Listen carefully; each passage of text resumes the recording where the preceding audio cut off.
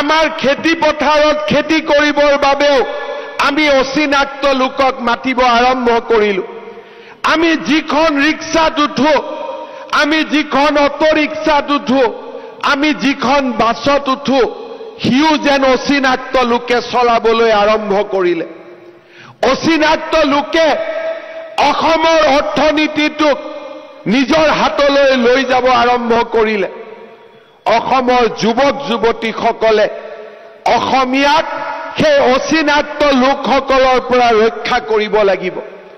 আমাৰ মাটি, আমাৰ খেতি, আমাৰ উদ্যোগ আমি নিজৰ ভৰিৰে আকৌ এবাৰ আমি নিজৰ ভৰিত নিজক থিয় কৰাব লাগিব। সেইটো জাতি, যিটো জাতিৰ খেতি পথাৰতো অচিনাক্ত লোক থাকে, যিটো জাতিৰ বাছখনো অচিনাক্ত লোকে চলায়, যিটো জাতিৰ ঘৰৰ দুৱাৰ মুখতো অচিনাক্ত লোকজনে আহি কাম কৰে, সেই জাতিটোৱে বহু দিনলৈ নিজৰ ভৰিৰ ওপৰত নিজে থিয় হৈ থাকিব নোৱাৰে। আবেগেৰে এটা জাতিৰ নিৰ্মাণ কেতিয়াও হ'ব নোৱাৰে। এটা জাতিৰ নিৰ্মাণৰ সৌধ হৈছে পৰিশ্ৰম। আবেগেৰে নহয়, এটা জাতিৰ নিৰ্মাণৰ সোণালী সৌধ হৈছে বিবেক। যেতিয়া বিবেকেৰে আমি পৰিচালিত হওঁ, বুকুত অদম্য সাহসেৰে আমি আত্মনিৰ্ভৰশীলতাৰ ফালে আগুৱাই যাওঁ, তেতিয়া সেই জাতিটোৰ ভৱিষ্যতক কোনেও ধৰি ৰাখিব নোৱাৰে। মই অসমৰ যুৱক যুৱতীসকলক আহ্বান জনাম, আমাৰ আন্দোলন হ'ব লাগিব আমাৰ খেতি পথাৰত, আমাৰ আন্দোলন হ'ব লাগিব আমাৰ উদ্যোগ খণ্ডত, আমাৰ আন্দোলন হ'ব লাগিব পৰিবহন খণ্ডত, আমাৰ আন্দোলন হ'ব লাগিব অসমক অৰ্থনৈতিকভাৱে স্বাৱলম্বী কৰাৰ দিশত। আজিৰ নতুন অসমীয়াই বন্ধ ধৰ্ণা পিকেটিঙৰ আন্দোলনক সমৰ্থন নকৰে। সেই আন্দোলন আমাক লাগে, যি আন্দোলনে অসমৰ পৰা অচিনাক্ত লোকসকলক আঁতৰি যাবলৈ বাধ্য কৰিব। মই আজিৰ এই দিনটোতেই প্ৰতিগৰাকী অসমীয়া ভাৰতীয়ক অনুৰোধ কৰিম, যিমানেই টকা নিদিয়ক কিয়, যিমানেই মূল্য নিদিয়ক কিয়, নিজৰ মাটিডোখৰ যাতে কেতিয়াও আপোনালোকে অচিনাক্ত লোকক বিক্ৰী নকৰে, তাৰ বাবে মই আহ্বান জনাম। এই জামুগুৰি হাটৰ পবিত্ৰ মঞ্চৰ পৰাই মই বৰপেটা, নগাঁও, মৰিগাঁও, নলবাৰী, ধুবুৰী, গোৱালপাৰা ৰাইজক আহ্বান জনাম, দৰঙৰ ৰাইজক আহ্বান জনাম, কোনোবাই এটা টকা বেছি দিলেও আমাৰ যাতে মাটি আমি যাতে কেতিয়াও অচিনাক্ত লোকক বিক্ৰী নকৰো, তাৰ বাবে আজি আমি এই দিনটোত পণ ল'ব লাগিব। অসমীয়াৰ হাতৰ পৰা মাটিডোখৰো যদি আঁতৰি যায়, জীয়াই থকাৰ বাবে আমি পৰিচয় নোপোৱা হ'ম। জনগাঁথনিৰ পৰিৱৰ্তনে আমাক গ্ৰাস কৰিছে। অসমীয়া জাতি এনে এটা জাতি, আমি মমৰ পোহৰত আছো।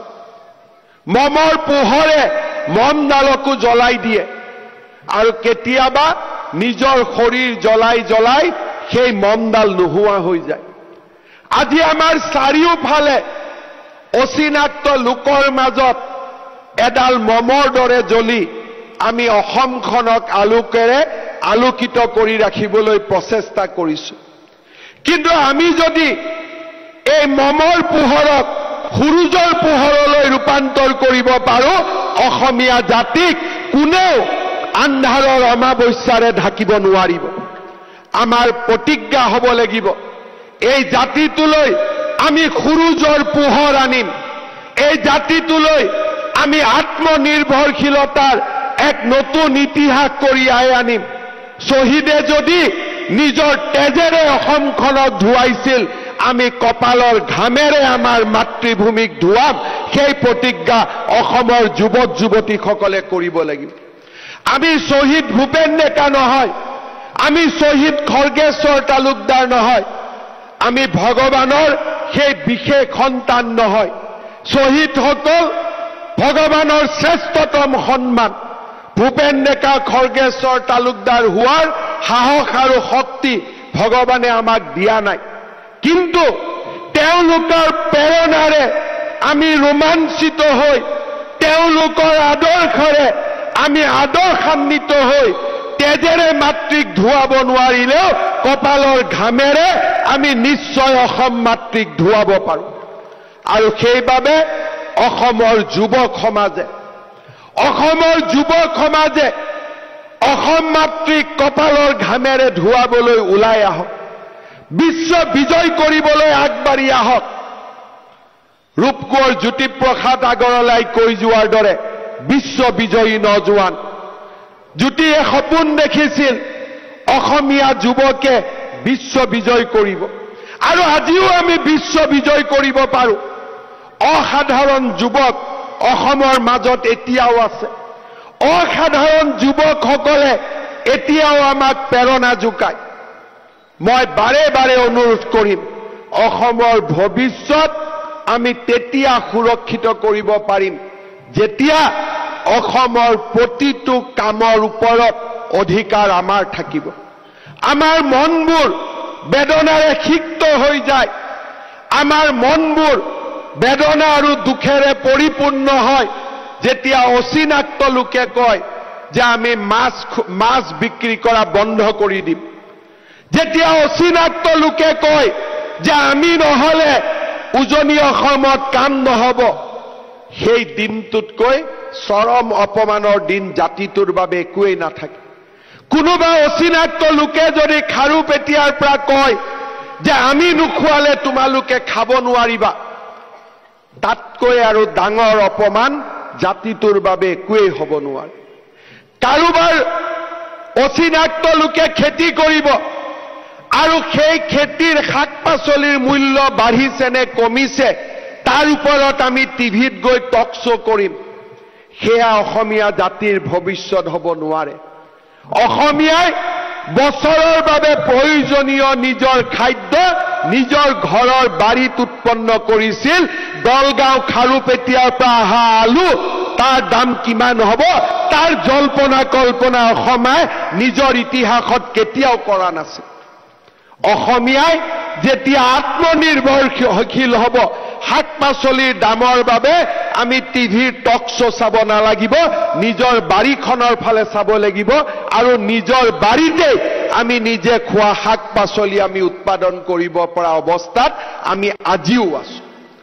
যদি অসমীয়াই বজাৰৰ মূল্য বৃদ্ধি হৈছে তাৰ আলোচনা আমি একেদিনাই নোহোৱা কৰিব পাৰোঁ যদি আমাৰ খেতি পথাৰখন 9টা মাহ খালী নাথাকে।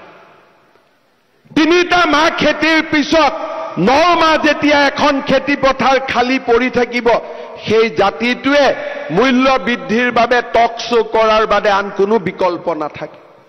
কিন্তু যেতিয়া অসমীয়াই পণ ল'ব যে মোৰ খেতি পথাৰ এটা দিনৰ বাবেও খালী নাথাকে, মোৰ খেতি পথাৰৰ চাৰিওফালে মই মূল্যৱান গছ ৰোপণ কৰিম, এই খেতি পথাৰত মই শাক পাচলি মাহ হালধি উৎপাদন কৰিম, দলগাঁও আৰু খাৰুপেটীয়াৰ ফালে আমি চাব নালাগে।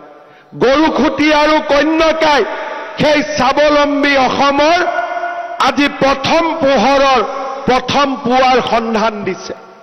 এতিয়া সময় 126টা সমষ্টিতে সেই স্বাৱলম্বিতাৰ আদৰ্শ বিয়পাই পেলোৱা।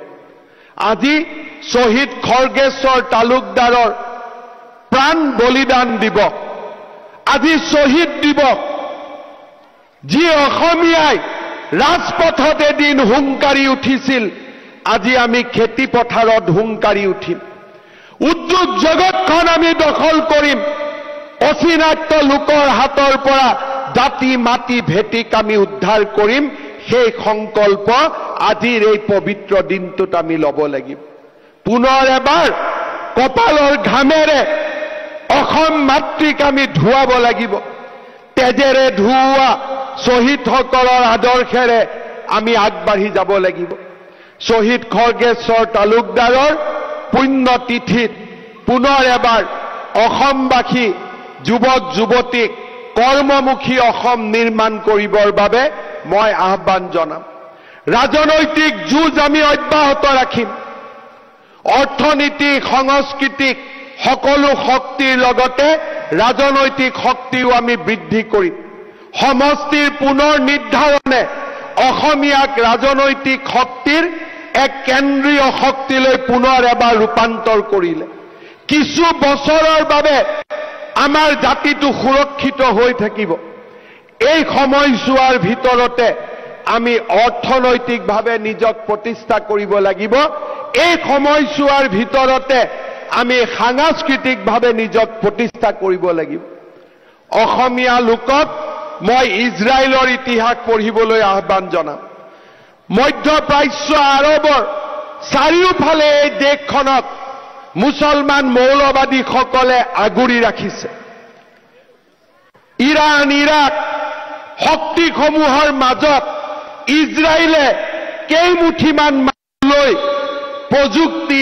বিজ্ঞান আৰু পৰিশ্ৰমৰ জৰিয়তে এক অভেদ্য জাতিলৈ নিজক ৰূপান্তৰ কৰিছে মই অসমীয়া যুৱক যুৱতীক অনুৰোধ কৰিম ইজৰাইলৰ ৰাষ্ট্ৰ গঠনৰ বুৰঞ্জী পঢ়ক যি ধৰণে ইজৰাইল থিয় হৈ আছে আমিও সেই ধৰণে থিয় হৈ আছো ইজৰাইলৰ ৰাষ্ট্ৰ গঠন প্ৰক্ৰিয়াই আমাক সাহস দিব আমাক শক্তি দিব কেনেকৈ অচিনাক্ত লোকৰ মাজত থিয় হৈও নিজক দুৰ্ভেদ কৰিব পাৰি অধেয় কৰিব পাৰি সাহসী কৰিব পাৰি পৰাজিত নোহোৱা এটা জাতি হিচাপে নিৰ্মাণ কৰিব পাৰি